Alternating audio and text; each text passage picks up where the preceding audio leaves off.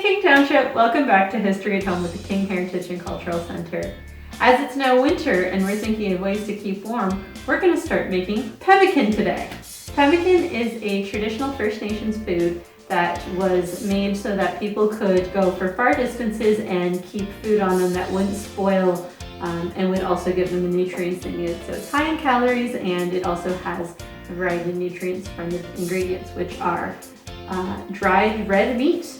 We've used beef today, but traditionally you would have either used deer or moose or elk or bison or anything you could get your hands on. You use the fat from the animal as well, and then we've added blueberries. You could also add cranberries, Saskatoon berries, anything to add that little bit of extra something so you don't get scurvy. Now, as I said, pemmican is an Indigenous food. The word pemmican comes from the Cree word pemi, which means fat or grease. And they would originally use it and then shared it with the early Canadian explorers, the European settlers, so that they were able to go vast distances through the harsh Canadian winters and still have that food. So they're the reason that those explorers were able to do what they did. As we get started here, I'd like to start off by acknowledging that the King Heritage and Cultural Center is on the traditional territories of the Haudenosaunee and the Anishinaabe peoples whose presence here continues to this day. We'd also like to acknowledge that these are the treaty lands of the Mississaugas of the Credit, and to thank them and other Indigenous peoples for sharing this land for us. Thanks for making pemmican. We've used an eye of round. You need a lean piece of red meat. Traditionally it could have been moose or deer. It could be really anything, but given what we have access to, we've used that. You're also going to need some fat, tallow or suet. Again, depending on what you have access to. We were lucky enough to get some offcuts of beef fat from the local butcher at my grocery store. We're also going to want some blueberries or some fruit that you would find naturally in Canada. This adds nutrients and prevents scurvy. And then of course you're going to want your salt and your pepper. These are both crucial both for flavor and as preservatives. To start us off, we need to dry the meat. So what we're going to do is take our eye of round and very carefully cut it into really small, thin pieces. You can see like that. See like there, that's probably nice and thin. You want that because we're going to dry out the meat, so it's best to have it thin in order to do that. So we're going to keep going. It works best with a nice sharp knife. Could have maybe sharpened this beforehand, but it might also be easier just to cut it in half and cut it in strips like that. This also works better if your meat's cold. This just came out of the fridge. It also works to put it in the freezer for a little bit before you get started. And that way you can make sure that it cuts nice and thin.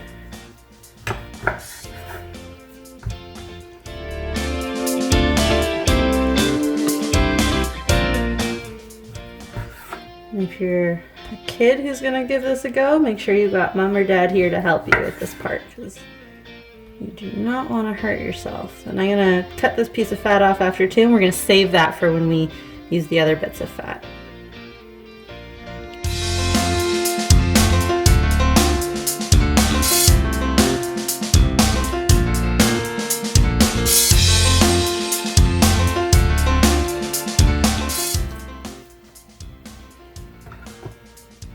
Sure if I can get that piece much thinner, but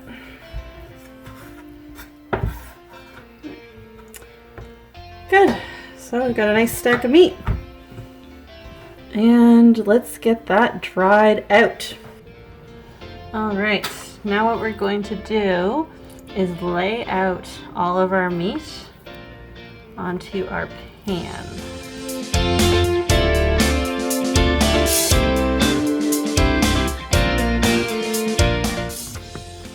What we're going to do is liberally place our salt and pepper on everything. So we're just going to, do this, really get it in there and rub it into your meat.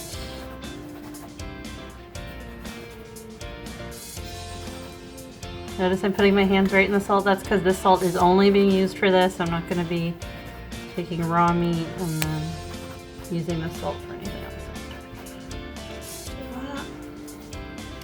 That's lots and lots of salt. All right, and let's do the same with our pepper. Maybe a little less pepper. Sprinkle that all across.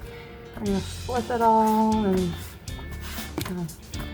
get it in there in every piece, because that's what's gonna make it nice and dry. And in theory, if you do it right, time will tell, pemmican lasts literally forever. You can, it's supposed to be something you can take with you on long journeys and in different climates, and it'll survive and it'll thrive, and you'll be able to continue to eat it safely for potentially years to come. But of course, you'll have to be the judge of that if you do it right. I'll see how I do it. If it starts to smell at all and it doesn't smell like something you should be eating, it's something's gone wrong and it's gone bad, so definitely don't eat that. All right, that looks nice and thickly covered. That'll be good. My pieces aren't exactly even, but we'll see how it goes. Now what we're gonna do is put our meat and blueberries into the oven. I've seen to go as low as 150. My oven goes to 170 at the lowest, so that's what we're gonna go with today. So you get your meat and your blueberries, and the reason we're doing it nice and low is so that it dries out rather than cooks. We're gonna close that up, and it's gonna stay in there for the next 12 to 15 hours. Gonna take a look inside. It's been about just under 2 hours. You can see the blueberries are kind of all puffed up from the heat, so they're on their way, and the meat's started to shrivel and dry up a bit. It smells like meat in this house. That's okay. So we are on our way. We'll check back in a couple hours and see how we're doing. All right, now we're gonna render our fat. In order to do that, we want to put it into as small chunks as we can. The more surface area, the more it will render. So we're just gonna chop up these bits and separate it from the meat portion.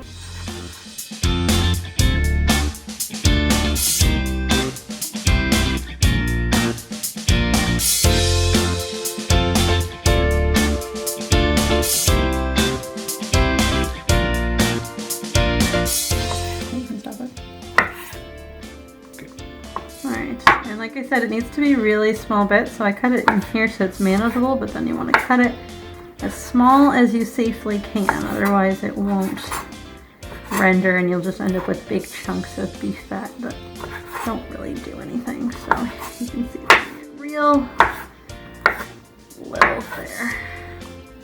And be careful and make sure that you have an adult doing the hard parts here.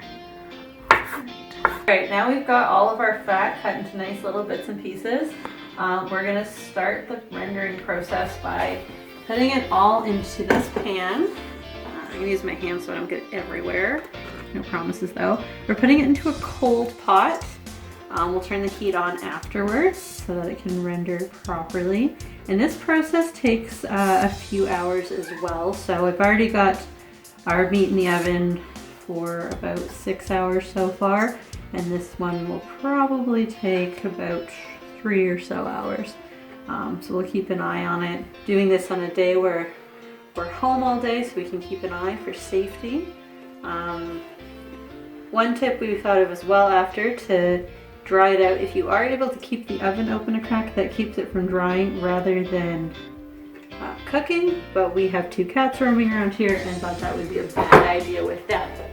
So now what we're going to do is got it all on the pot here, and we're going to turn our oven on to a low to medium heat. So with ours here, I'm putting it to about a 4, and we're just going to leave it like that for a bit, and we'll come check on it in a while.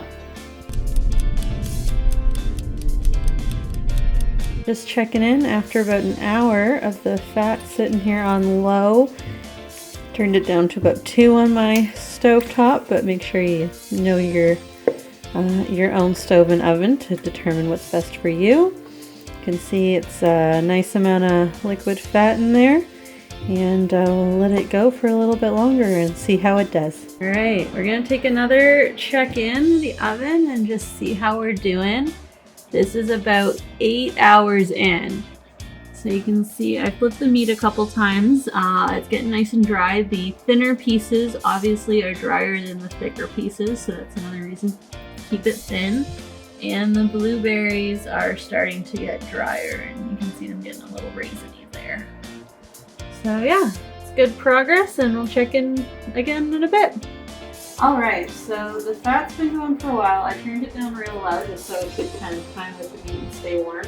You can see it doesn't, you get those crispy bits and you get the liquid. So what we're going to do is we're actually just going to strain it into this other pot with our strainer here.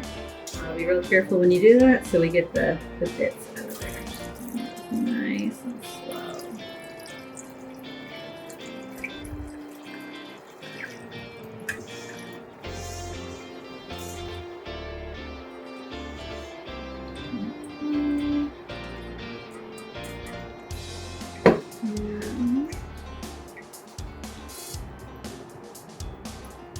Drip it a little bit there, don't want to get it everywhere, and let me get as much of the fat as I can in there. Alright, now our meat. It's been going for a little over, probably close to 11 hours now. Because our oven was a little bit higher than the suggested temperature at 170, it went a little bit faster, but you can see it's done because it's nice and crispy like that. It snaps off. Yeah, you don't really want those gooey parts, but we'll see how we do. We can put it back in, and then what you're going to do, if you have a food processor at home, that works better. I don't. I only have my blender, so we're going to go ahead and use that. We're going to take our pieces of meat and throw it in there. So we're going to get them all crushed up. See, I'm not going to put that piece in. It's not really dried out, and it's, you see the really thin pieces. Look how much that's crumbled. It's beautiful.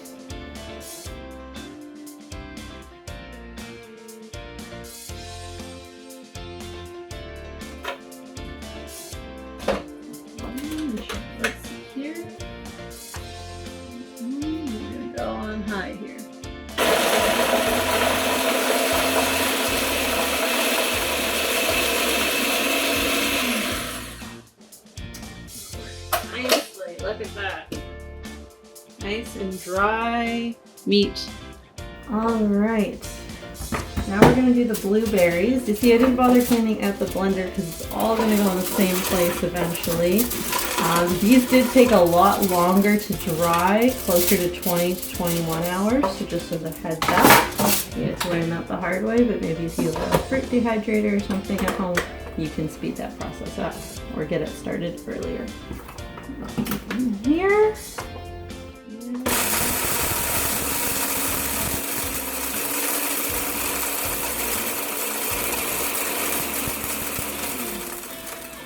Alright. Got some nice powdered blueberries, and we're just gonna mix that right in here with the meat. Believe it or not, this is what that powdered meat turned out to look like. Doesn't look much like what it started as, eh? So we'll just mix all that in together.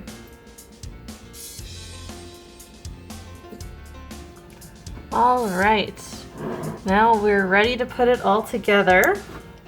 What we're gonna do is take our powdered meat and berries and put it in the pan here.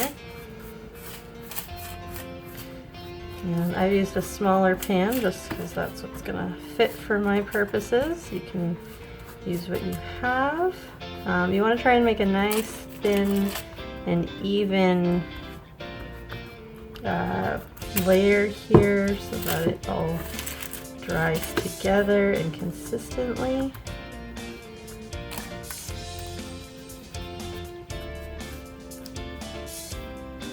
There we go. And now what we're going to do is slowly pour our fat. I put mine into a measuring cup here just so that I'm able to control this a little bit better. Slowly pour it in here. Just going to do a little bit and then kind of mix it in. You could also have done this in the bowl. I just thought for visuals it's kind of easier for you guys to see this way. And I'm less likely to make a bit of a mess. You can see the fat goes quite a long way. We're going to need a little bit more, but I wanted to...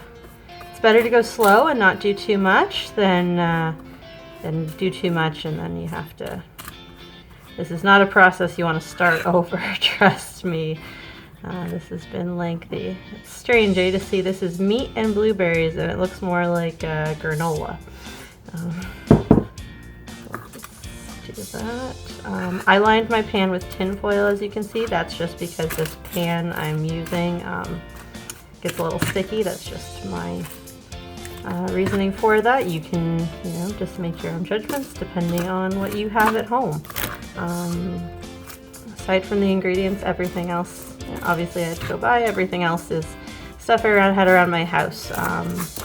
Of course, when this is traditionally made, we wouldn't be doing it in a kitchen and using a blender. You would use a mortar and pestle, and you'd be drying your meat and your berries over a fire. It'd be a bit of a different situation, obviously, but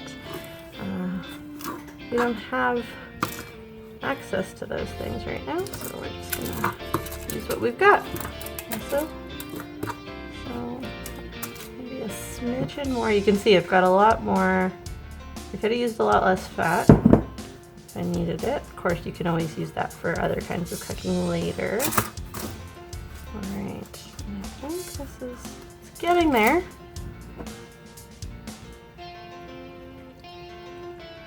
There we go. There we go. Mix that all. You know what? I'm gonna go. I've washed my hands, and this is not. It's only me who's gonna be eating this. Let's go full out. And just do this with our hands and see how this works. Yeah, it's a good consistency. Oh, it feels like sawdust. It's a very strange feeling. Alright, that looks good. That looks good. I'm going to put that together, and now we're going to give it a little bit for it to dry out. It'll become, a hard tack bar, and we'll give it a taste test at that point.